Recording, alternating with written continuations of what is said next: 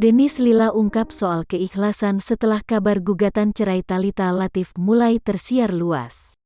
Melalui media sosial Instagramnya, Dennis Lila mengaku sudah mengikhlaskan semua terkait yang terjadi di masa depan.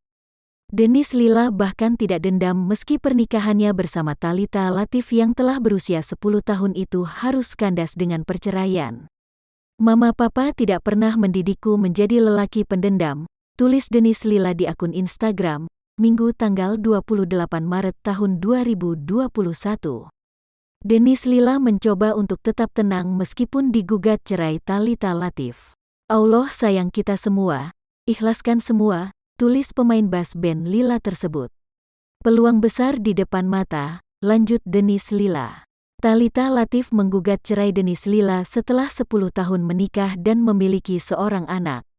Selain ingin mengakhiri pernikahan melalui perceraian, Thalita Latief juga menggugat hak asuh anaknya.